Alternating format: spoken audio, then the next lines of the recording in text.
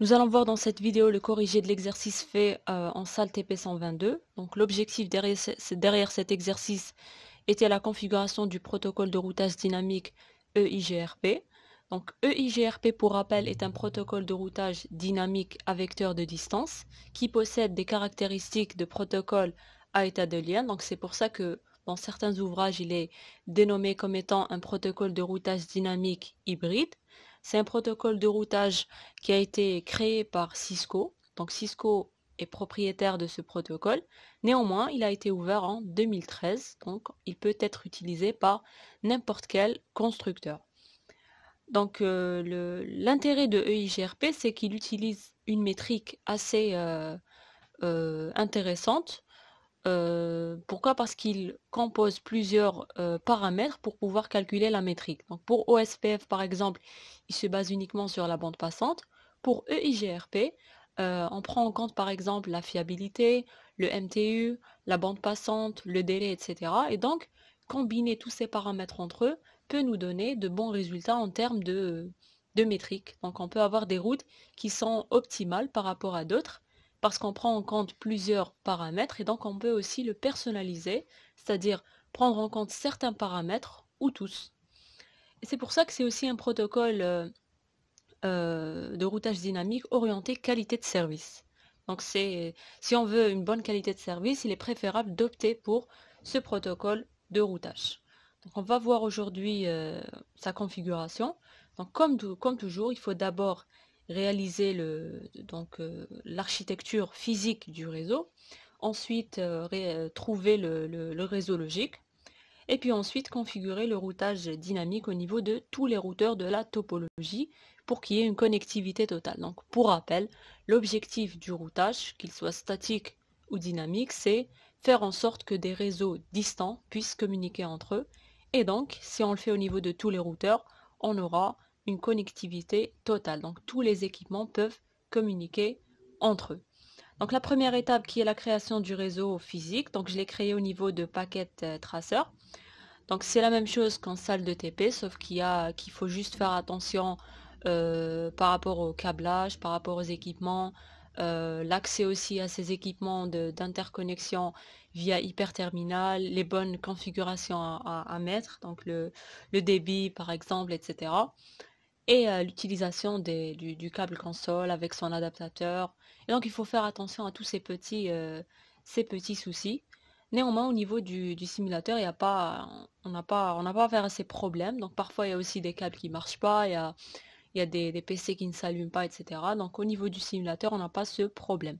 C'est aussi grâce à ce simulateur qu'on peut montrer cette configuration. Alors, réseau physique pardon, créé. Nous avons ici 13 sous-réseaux et nous avons 12 routeurs à configurer. Deuxième étape, c'est la création du réseau logique. On a l'adresse IP mère 77.220.0.0/16. Du moment qu'on a une adresse mère, l'idée est donc de la découper en plusieurs adresses de sous-réseaux. Pour le découpage, on a deux méthodes. Il y a le découpage statique, il y a le découpage dynamique. On va opter aujourd'hui pour un découpage statique, donc pour faire simple, et aussi pour changer un peu du sous-adressage dynamique qu'on a vu au niveau de RIP, de OSPF, etc. On va aussi essayer de nous rappeler du principe du découpage statique ou bien FLSM. Donc l'idée derrière FLSM, c'est de connaître d'abord le nombre de sous-réseaux et c'est à partir de ce nombre de sous-réseaux qu'on va trouver la taille de l'identifiant sous-réseau qui sera le même pour tous les sous-réseaux. C'est pour ça qu'on l'appelle statique. Et donc on aura un masque aussi qui sera identique pour tous les sous-réseaux. Contrairement au sous-adressage dynamique VLSM où on trouve d'abord la taille de la partie machine à partir du nombre d'adresses IP au niveau de chaque sous-réseau pour ensuite déduire la taille de la partie identifiant sous-réseau. On commence, donc je vais vous montrer aujourd'hui une méthode qui va vous permettre de le faire rapidement. Donc on a l'adresse mère, donc c'est 77.220.0.0/16 16. On a 13 sous-réseaux. Cela va impliquer que on aura besoin de 4 bits pour l'IDF sous-réseau. Et donc, le masque va augmenter. Donc, on aura un slash 16 plus 4 qui est égal à slash 20. Et slash 20 en décimale. Donc, c'est bien de l'écrire en décimale parce qu'on en aura besoin lors de la saisie des configurations au niveau des interfaces des routeurs et au niveau des terminaux.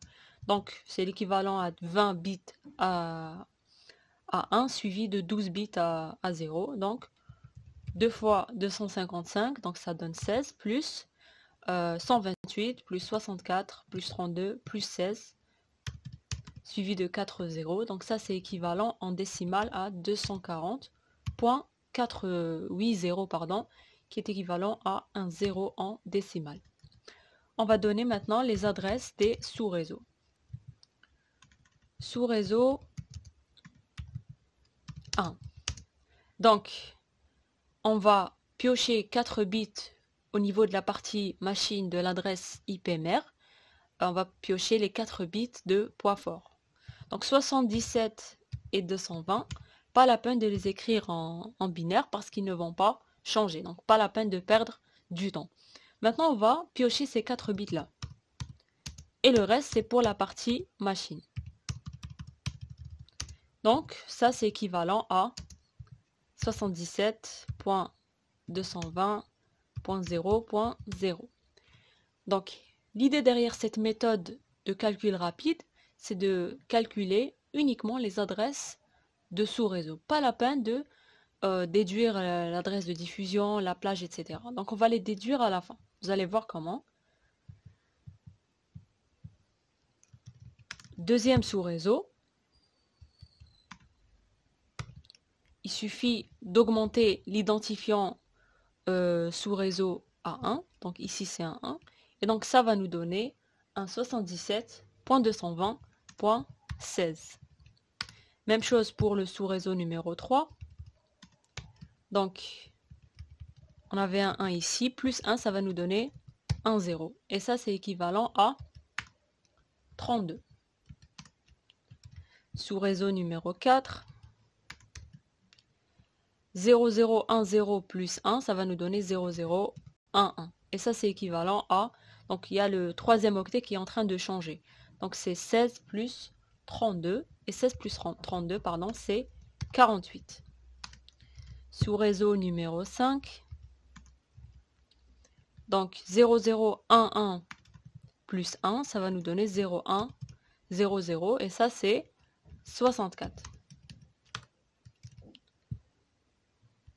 Sous-réseau 6. 0100 plus 1, c'est 0101. Donc ça, c'est 64 plus 16, c'est égal à 80. Sous-réseau 7.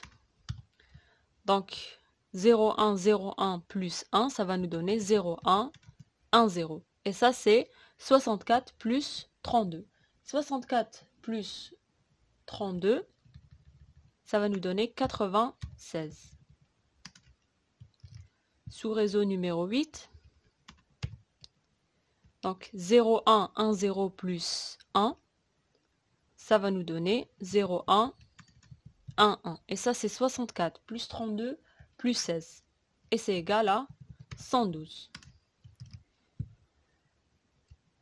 Sous-réseau 9. Donc 0, 1, 1, 1 plus 1, ça va nous donner 1, 3 fois 0. Et ça, c'est tout simplement 128. Sous-réseau 10. Donc 1, 0, 0, 0 plus 1, c'est 1, 0, 0, 1. Donc ça, c'est 128 plus 16, c'est égal à 144. Sous-réseau numéro 11. Donc c'est 1, 0, 0, 1 plus 1, ça va nous donner 1, 0, 1, 0. Et ça, c'est équivalent à, en décimale, à 160. Sous-réseau 12. Donc c'est 1, 0, 1, 0 plus 1, c'est égal à 1, 0, 1, 1. Donc ça c'est 128 plus 32 plus 16, c'est égal à 176. Et le dernier sous-réseau, donc le sous-réseau 13, donc c'est 1, 0, 1, 1 plus 1. Donc c'est équivalent à 1, 1, 0, 0. Donc c'est égal à 128 plus 64, c'est égal à 192. Donc on peut remarquer aussi qu'on peut ajouter encore trois autres sous-réseaux. Donc le 1101, le 1110 et le 1111. Donc on peut ajouter à notre topologie trois autres sous-réseaux parce que 4 bits au niveau de l'identifiant sous-réseau nous donne la possibilité d'avoir au max 16 sous-réseaux. Alors, donc comme j'ai dit, nous avons maintenant les adresses réseau. L'adresse de diffusion, par exemple, pour ce réseau, ça sera 77.220.16.0-1. Donc c'est équivalent à 0.15.255. Ici, ça sera 0.31.255. Ici, ça sera 0.47.255. 0.63.255, etc. Ici, la plage, ça sera de 0.1 jusqu'à 15.254. Ici, ça sera de 16.1 jusqu'à 31.254. Vous remarquez qu'on peut aisément déduire les plages maintenant. Donc, on ne va pas les écrire pour ne pas tarder. On va juste mentionner ça au niveau de paquet traceur et on va travailler avec.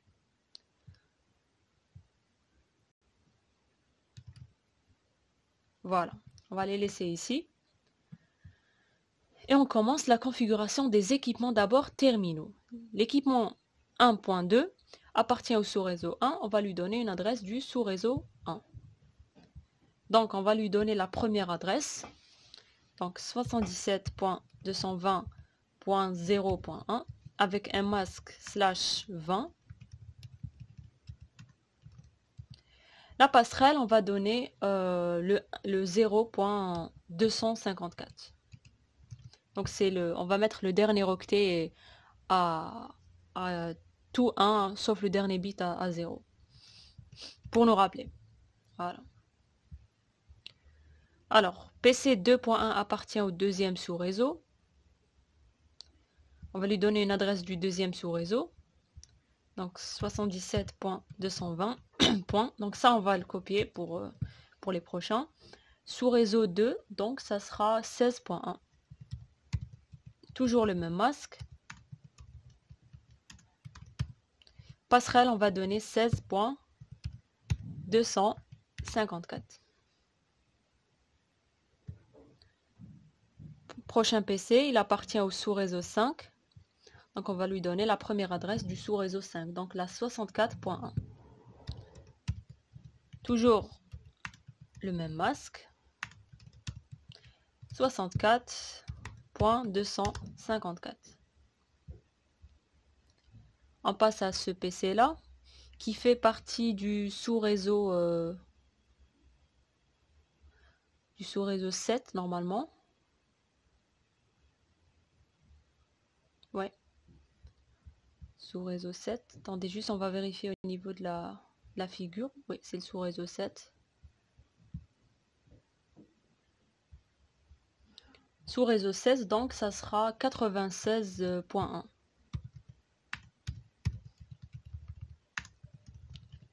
240, 96.254.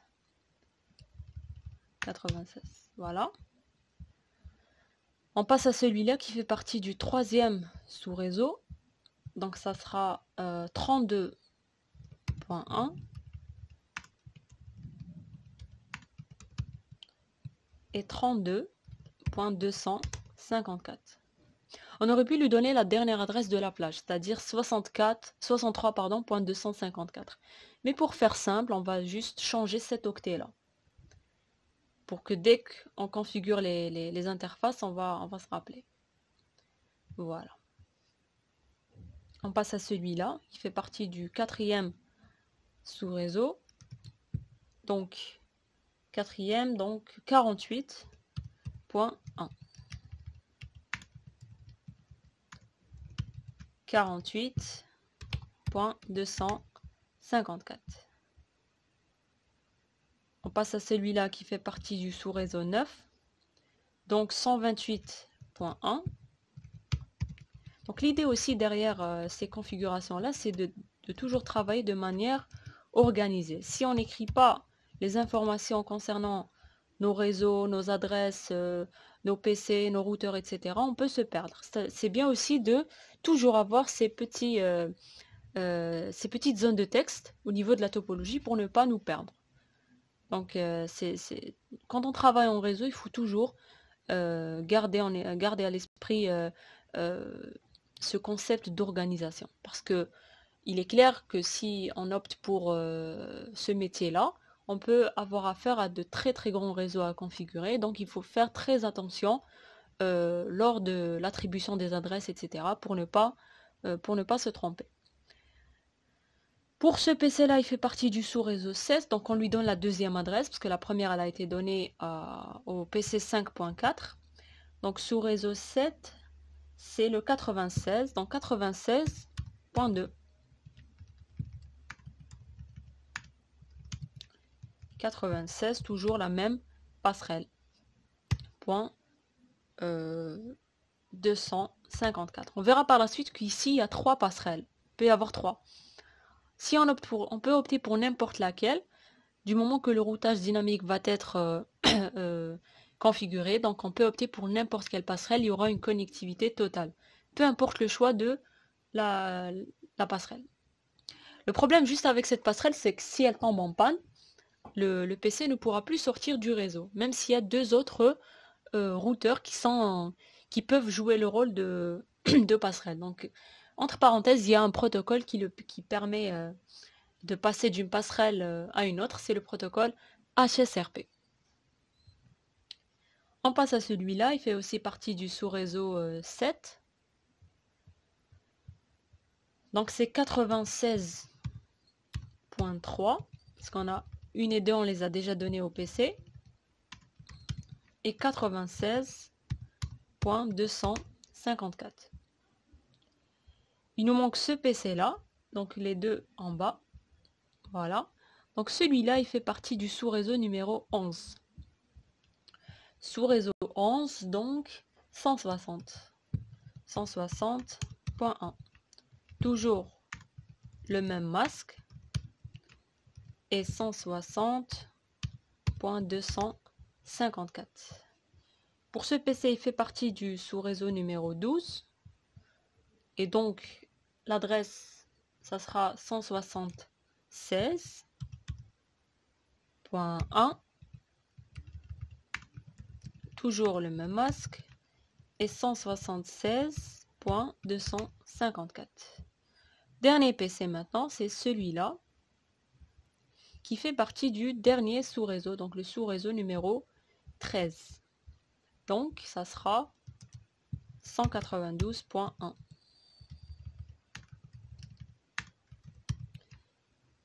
192.254.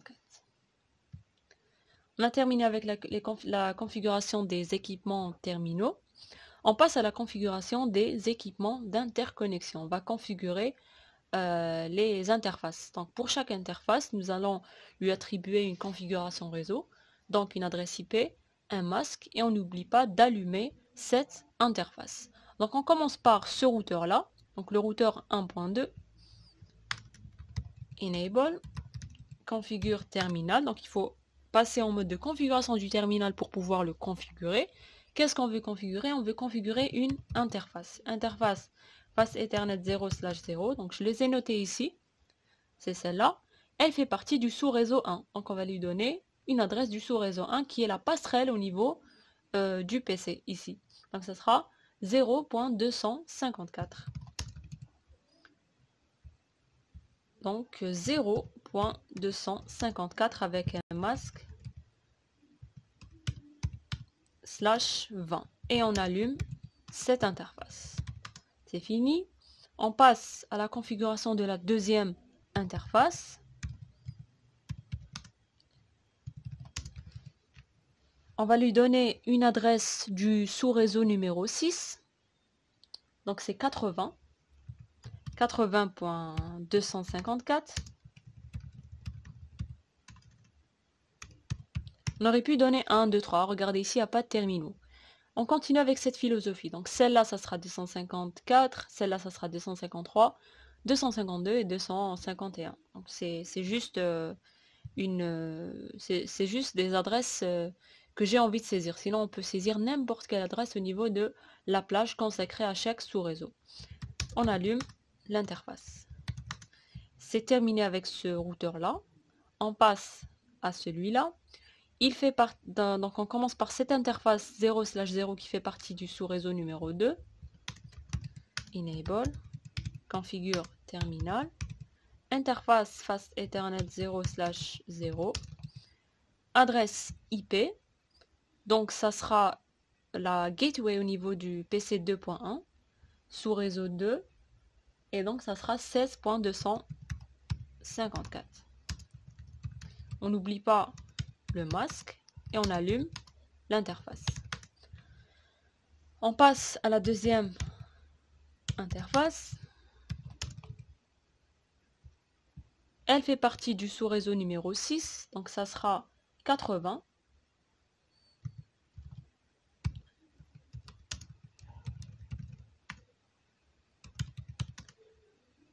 Attendez.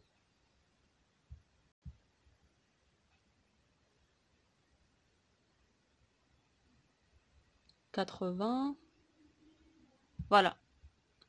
Normalement, c'est 80.253. Là. Donc, on va copier cette partie du... pour ne plus écrire IP adresse. Voilà, c'est juste pour être rapide. Ça. Donc, copie, on ne peut pas le faire avec CTRL-C, CTRL-V. Il faut faire copie comme ceci et paste si on veut coller.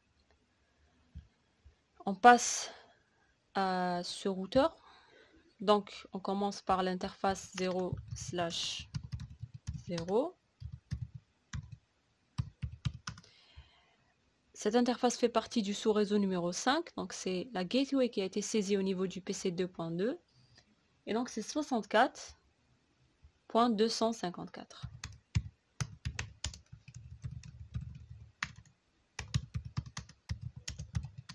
On l'allume. On bascule vers la deuxième interface. Donc, elle fait partie du sous-réseau numéro 6. Donc, c'est 80.252. Parce que 254 et 3 ont déjà été attribués aux deux autres routeurs précédents. Et on allume. On passe à celui-là.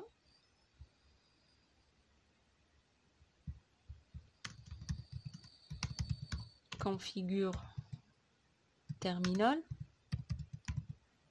0/0. Elle fait partie de ce sous-réseau là, donc le 6. Donc 80 toujours, 80.251.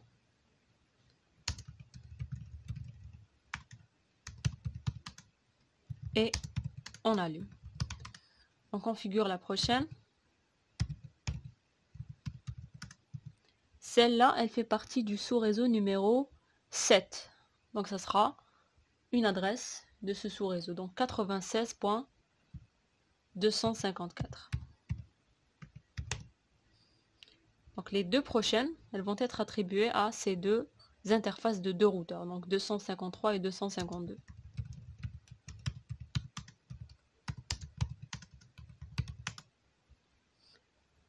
Donc aussi pour être rapide, on peut directement aller configurer ces deux-là pour ne pas oublier. Mais bon, puisqu'on a tout noté ici, il n'y a pas de problème. On bascule vers ce routeur-là. Enable, configure terminal, interface, Fast Ethernet. On commence par la 0/1. IP adresse 77.220. Donc elle fait partie, cette interface fait partie du sous-réseau numéro 3. 3, donc ça sera 32. 254.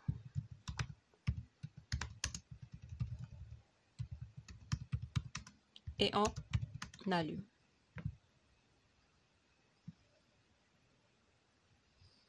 On va juste vérifier que c'est 32. Voilà. Donc on a mis correct. Voilà. On configure la deuxième interface. Donc la 0/0. Elle fait partie du sous-réseau 8. On va juste vérifier au niveau de la topologie. Donc c'est 8.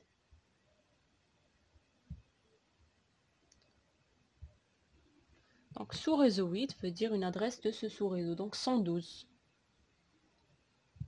Donc 112.254. J'ai oublié le masque. Et on allume. Voilà, c'est terminé avec ce routeur-là. On passe à celui-là. Alors, l'interface 0/0, elle fait partie du sous-réseau numéro 4. Enable. Configure terminal. Interface 0/0.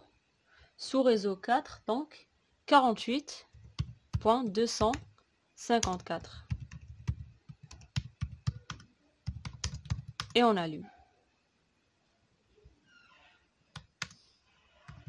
On passe à la deuxième interface, donc la 0/1. La 0/1, elle fait partie du sous-réseau numéro 8, donc c'est le réseau 112. Donc 112, donc du moment que 254 a déjà été attribué, donc on attribue la 253. On n'oublie pas le masque et on allume. Donc on a terminé avec ce routeur là, on passe à celui-là. Enable, configure terminal. L'interface 0/0, elle fait partie du sous-réseau numéro 9. Donc c'est la gateway qui a été saisie au niveau du PC 4.2. Donc sous-réseau 9, et donc ça sera 128. Voilà. Il faut juste ne pas aussi se tromper, hein. Il faut aller doucement. Et pas vraiment, très rapidement, voilà. Et pas vraiment trop doucement aussi. Il faut créer un équilibre. Voilà. On passe à la deuxième interface. Elle fait partie du sous-réseau numéro 8, normalement, si je me rappelle bien. Ouais. Et donc, c'est l'avant-dernière adresse du sous-réseau 8, parce que on a déjà attribué les deux dernières adresses. Alors, ça sera sous-réseau 8, donc 112. Point 254 a été attribué, 253, donc 252.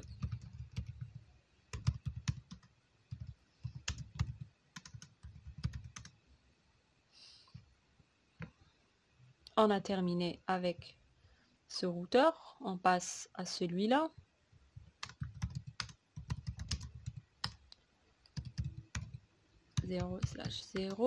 Donc, cette interface, elle fait partie du sous-réseau 8. Donc, 251. Du moment que 252, 3 et 4 ont été déjà attribués aux trois autres routeurs précédents. 112,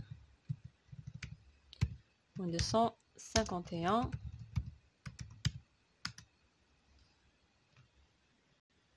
On a oublié un 0. Et on allume. On bascule à la prochaine interface. Donc cette interface, elle fait partie du sous-réseau numéro 7. Si vous vous rappelez bien, on avait déjà configuré cette interface-là. Donc on va donner l'avant-dernière au niveau de la plage du sous-réseau numéro 7. Donc ça sera 96.253.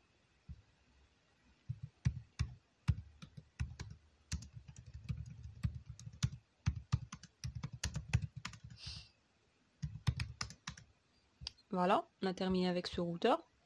On passe à celui-là.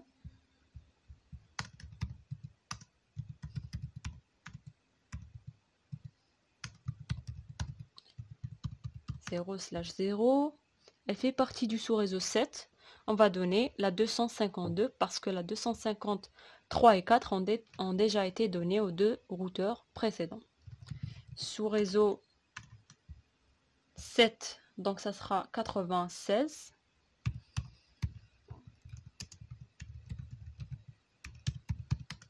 Et on allume. On passe à la deuxième interface. Alors, l'interface qui est en bas, la 0/1, elle fait partie du sous-réseau numéro 10. Sous-réseau 10, on va prendre là une adresse de la plage, donc 144.254.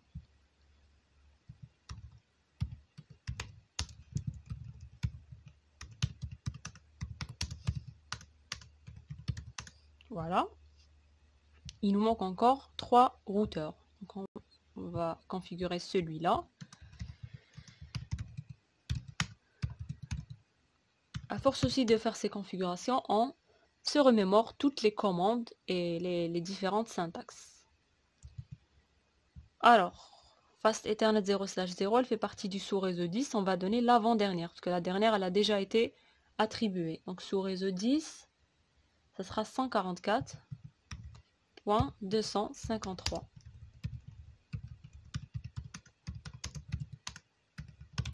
On configure l'autre interface. Elle fait partie du sous-réseau numéro 11. Et donc, on va lui donner une adresse de la plage du sous-réseau 11, donc 160.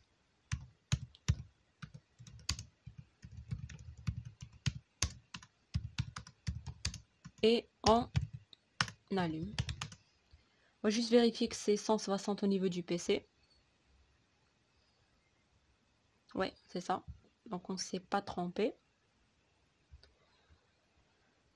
On passe à ce routeur.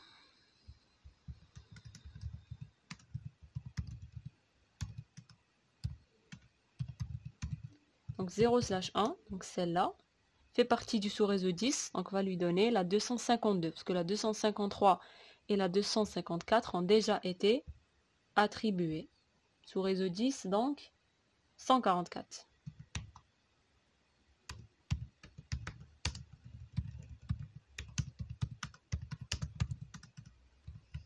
Et on allume. On configure la prochaine interface, la 0/0.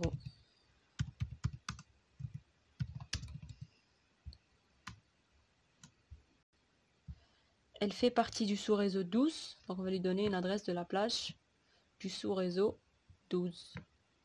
12, donc ça sera 176.254.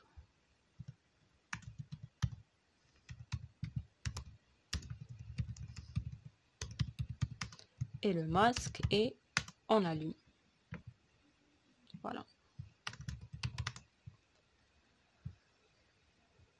Il nous manque ce dernier routeur.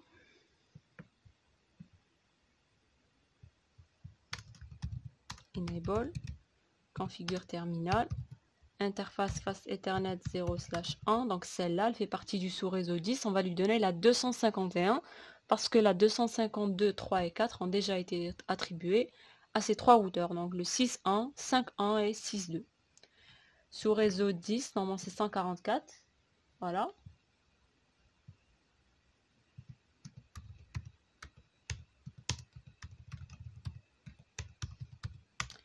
Toujours le même masque et on allume l'interface. La dernière interface à configurer, la 0/0, elle fait partie maintenant normalement du sous-réseau 13. Donc le 192. Voilà. 192.254. On a oublié le masque. Et on allume.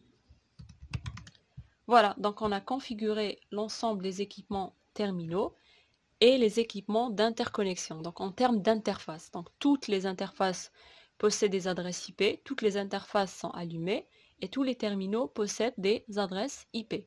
Maintenant, il n'y a pas de connectivité totale parce que les tables de routage des différents routeurs ne sont pas remplies. Si par exemple on consulte celle-là, on verra qu'il n'y aura que deux lignes en mode connected. Show IP route. Donc le routeur ne connaît que ses réseaux voisins. Donc tous les routeurs connaissent que leurs réseaux voisins respectifs. Ils ont tous au niveau de leur table de routage, à cet instant-là, deux lignes avec type connected. Parce que les routeurs qu'on utilise, ce sont des routeurs 1841, donc ceux présents au niveau de la salle de TP. Et ces routeurs ne possèdent que deux interfaces de Fast Ethernet. Et donc ils ne peuvent posséder que deux voisins.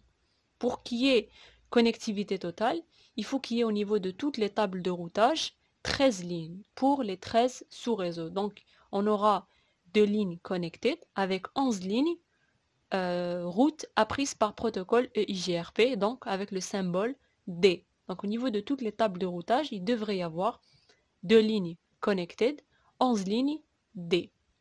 Pour créer ce D-là, pour qu'il soit présent au niveau de toutes les tables de routage, il faut que le routage EIGRP soit configuré et activé au niveau des routeurs.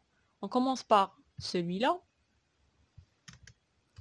Enable, configure terminal parce qu'on veut configurer le terminal, on veut l'altérer, on veut le modifier, donc modifier sa configuration.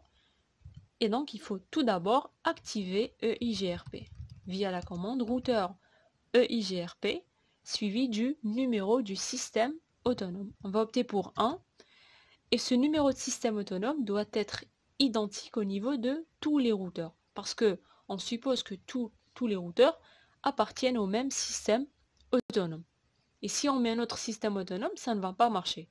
Donc l'idée c'est de mettre cet identifiant qui suit EIGRP identique au niveau de tous les routeurs et il fera référence de numéro de système autonome. Contrairement à OSPF, où on avait routeur OSPF suivi du numéro du processus OSPF local. On pouvait mettre 1 au niveau d'un routeur, on pouvait mettre 2 au niveau d'un autre routeur, on pouvait mettre 10, etc. Pourquoi? Parce que c'était un identifiant qui était local. Et donc il n'avait pas d'incidence au niveau des autres routeurs. Donc il n'y avait pas il n'y avait pas besoin de l'unifier au niveau de la configuration de tous les routeurs. Pour EIGRP, il est impératif que l'identifiant soit le même parce que les routeurs appartiennent au même système autonome. Et là, il faut juste annoncer les réseaux qui nous sont directement connectés. Donc, ce routeur connaît les sous-réseaux 1 et 6. Donc, ça sera 77.220. Maintenant, donc on va copier ça parce qu'on va l'utiliser au niveau de toutes les commandes. Ou bien on laisse la dernière. Attendez. Donc le sous-réseau 1, ça sera le 0.0. Maintenant, on peut laisser tel quel. Regardez, on peut laisser tel quel, CR, ou bien on peut ajouter le masque. Donc si on laisse tel quel, EIGRP va déduire le masque à partir de la classe. Donc 77, donc c'est une adresse de classe A.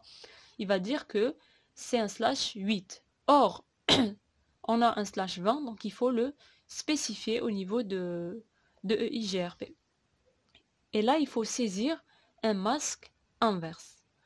Donc pour le masque inverse du /20, donc l'idée c'est de mettre des 0 au niveau des 1 et des 1 au niveau des 0. Donc on aura 20 0 suivi de 12 1.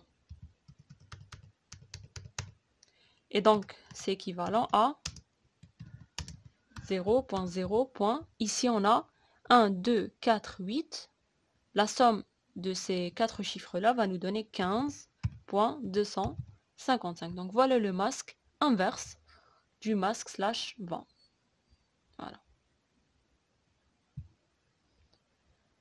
On était là. On va saisir le masque inverse. Là, on n'a pas cette notion de zone. Regardez, il n'y a pas area. C'est pas comme OSPF. Il n'y a pas la notion de zone au niveau de EIGRP. Voilà, on a annoncé le premier réseau, on annonce le sous-réseau 6. L'adresse du 6, c'est le 80. Tout simplement, on change 0 par 80. Voilà. On peut aussi ajouter l'interface passive. Celle qui est reliée à un LAN, donc la 0/0. Ah, j'ai oublié Fast Ethernet. On peut écrire FA, mais bon. Voilà, Fast Ethernet.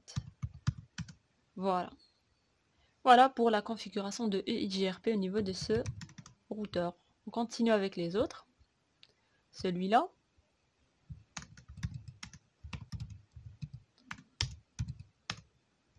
Routeur EIGRP, toujours 1, même système autonome. Il connaît les sous-réseaux 2 et 6.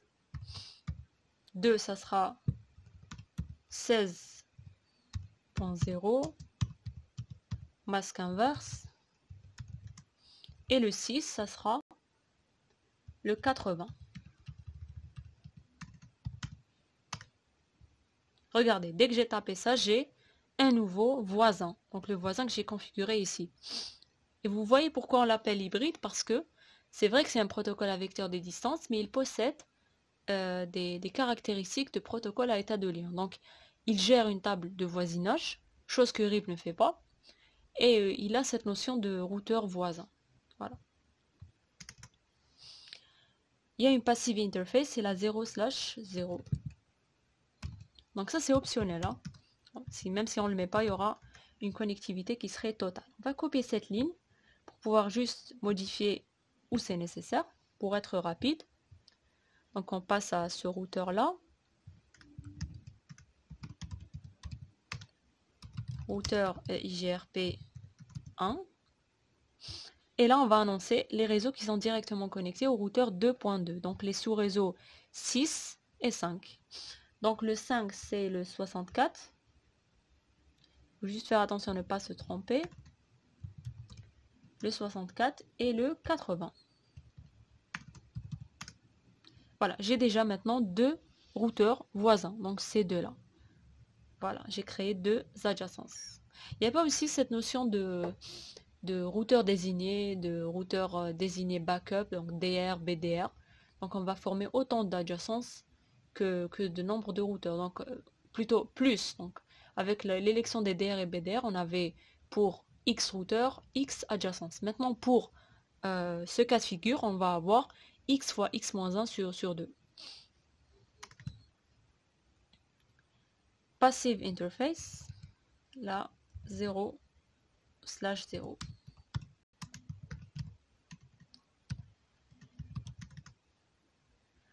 On passe à ce routeur là.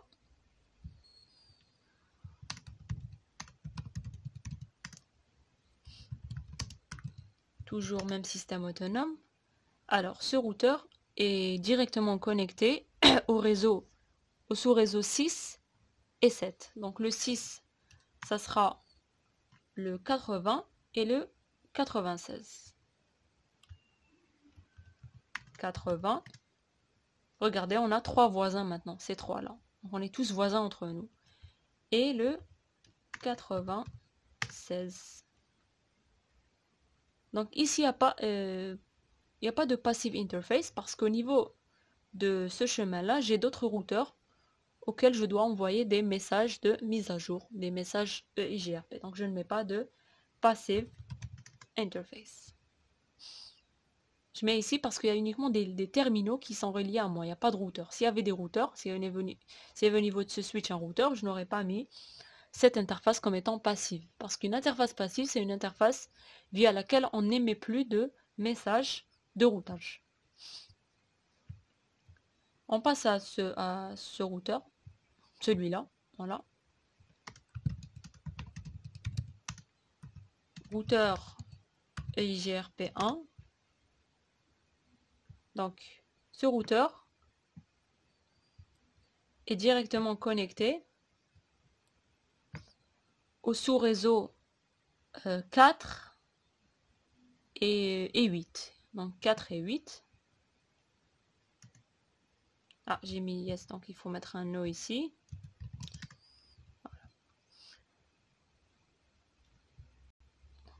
On avait dit 4 et 8. Le 4, c'est 48.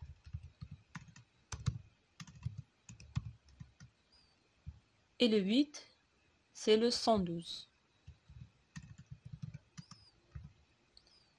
Est-ce qu'on a une passive interface? Ce sera là 0/0.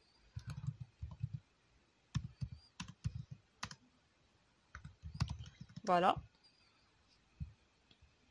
On passe à celui-là.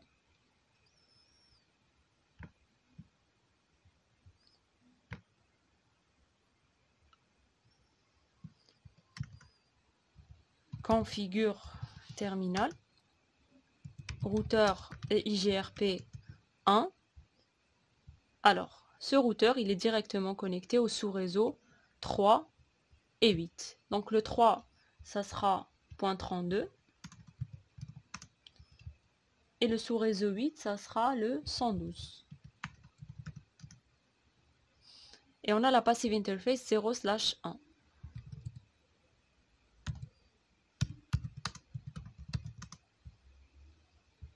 On passe à ce routeur.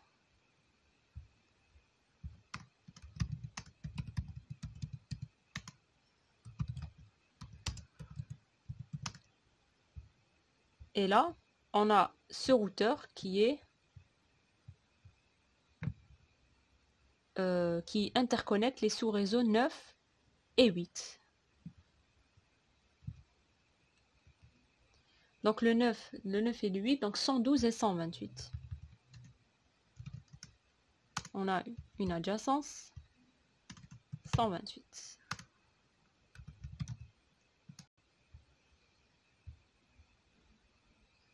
Donc on a configuré celui-là. On a configuré celui-là. Donc il nous reste celui-là.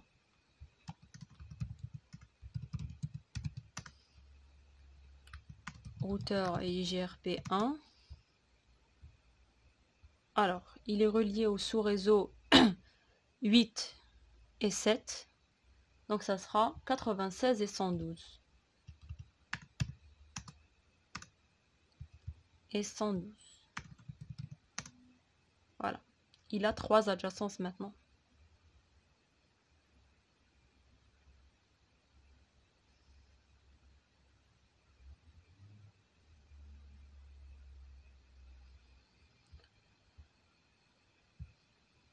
Regardez, même ici, il y a les adjacences.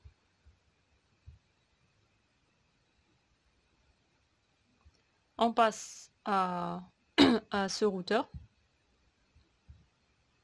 Donc, on n'a pas ici de passive interface. Ici.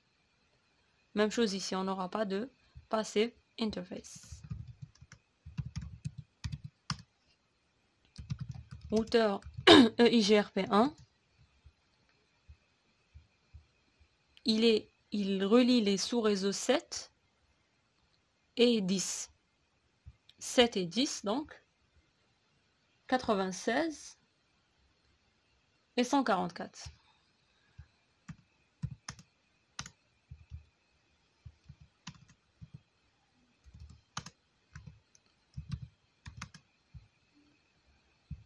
Il nous reste encore 3 routeurs. Donc celui-là. Et IGRP 1. Donc il relie les sous-réseaux 12 et 10. Donc 12 et 10, donc ça sera 144 et 176.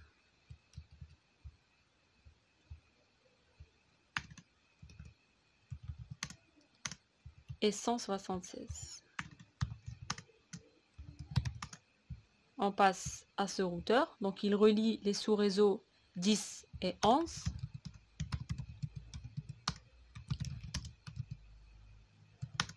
Alors, on avait dit 10 et 11. Donc 10 et 11, c'est 144 et 160.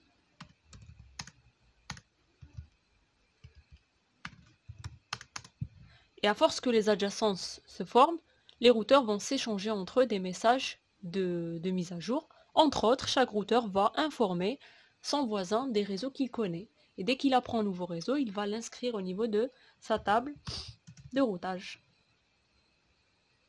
Voilà, on a mis les deux normalement. Donc 140, voilà. On passe. Donc ce routeur, on l'a configuré. Celui-là aussi. Il nous reste ce dernier. Donc il relie les sous-réseaux 10 et celui qui est en bas, c'est le 13.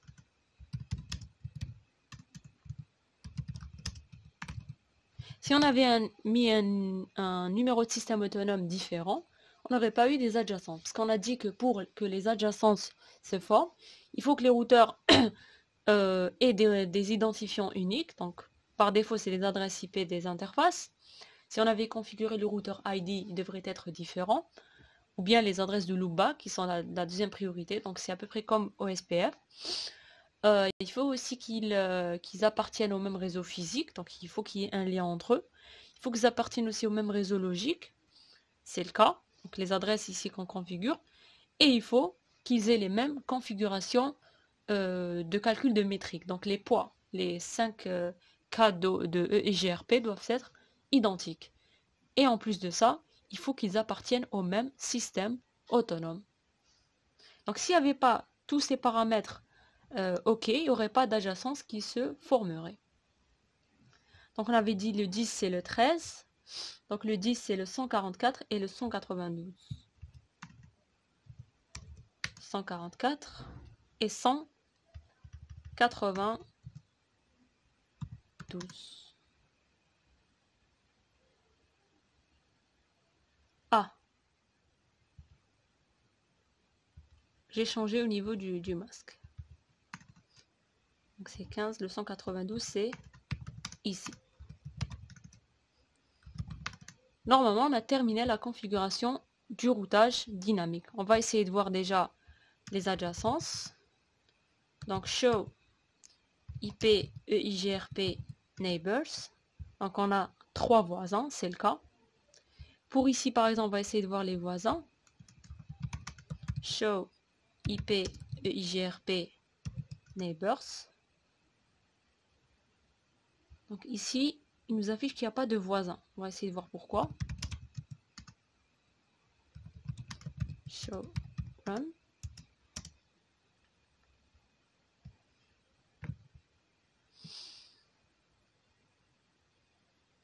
Ah, parce qu'on avait mis la passive interface 0/1. Ce n'est pas le cas. On va revenir au niveau de la config. Donc ça nous permet aussi d'apprendre à débugger lorsqu'on se trompe. Routeur IGRP1. Et on va mettre un no passive interface fast Ethernet 0/1. Voilà, regardez, il y a les adjacences maintenant qui se forment. Et on va mettre passive interface 0/0. Veut dire qu'on a bloqué l'envoi de messages de routage au niveau de cette interface, donc juste par une petite faute d'inattention. Donc dès qu'on n'a pas envoyé des messages de routage et on ne reçoit pas aussi, on ne va pas remplir notre table de voisinage. On va la réafficher, show IP EIGRP neighbors, et on a 3 voisins. Ce sont ces 3-là. Donc ceux-là ne sont pas nos voisins, il faut faire attention. Donc ici, on va voir aussi la table des voisins. Show IP EIGRP neighbors. Nous avons 5 voisins. C'est le cas. Donc 1, 2, 3, 4 et 5. Et donc, les routeurs vont s'échanger entre eux des messages. On va essayer d'accélérer le temps pour que les tables se remplissent. On va essayer de voir ici la table de routage. Show IP route. Regardez, nous avons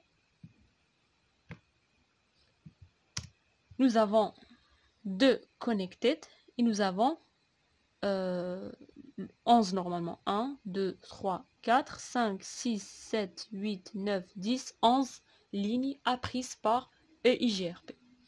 Et donc, si on a des tables qui comportent toutes 13 lignes, donc show IP route, donc on peut le lire aussi ici, donc ils nous disent que le réseau est subnetted 13 subnets.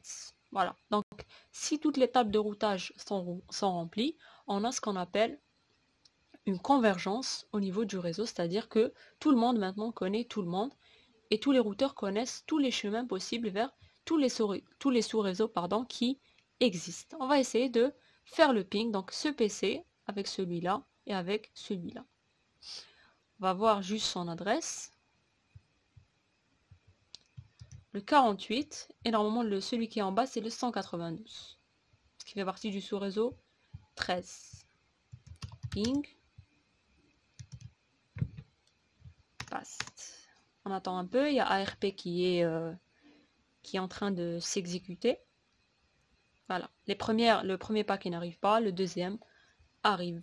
On va pinguer le 192. Donc on va aller en bas. Voilà, ça marche maintenant. Et donc nous avons au niveau de notre topologie une connectivité totale. On peut aussi voir la base de données. Show IP EIGRP topology. Voilà. C'est pour ça qu'on dit que c'est un protocole qui est hybride. Donc pour les vecteurs de distance, il ne possède que des tables de routage. Pour EIGRP, il possède toutes les tables que possède OSPF. Et regardez ici, on a le successeur, le FD, etc. Donc les principes qu'on a vus au niveau de la vidéo précédente. Donc comment fonctionne le protocole EIGRP, donc comment est-ce qu'il calcule les routes et comment est-ce qu'il choisit un voisin pour un chemin précis. Donc via le calcul du FD. Et donc on revient un peu à la table de routage. Show IP route. Remarquez au niveau des métriques, donc on a 90, c'est la distance administrative de EIGRP. Là, la métrique, on remarque, c'est un gros chiffre. Donc c'est toujours un chiffre à 5, c'est un gros nombre, un entier à 5 chiffres. Pourquoi? Parce que ça dépend de plusieurs paramètres lors du calcul. Voilà. Et donc il y a la formule qui est appliquée. Donc par défaut, on avait dit que c'était le délai qui était pris en compte et la bande passante par défaut. Donc on avait le K1 et le K3A1. Le K2, le K4, le K5 sont mis à 0. Donc ça c'est par défaut. Mais si on veut les changer, on peut les changer via la commande au niveau de la configuration du routage. Il faut juste opter pour des changements au niveau de tous les routeurs. Parce que si on ne fait pas ce changement au niveau de tous les routeurs, on n'aura pas une connectivité totale, on n'aura pas un envoi de messages de mise à jour. Donc voilà pour cette vidéo qui permet de montrer comment configurer le protocole EIGRP au niveau d'une topologie et avoir une connectivité totale.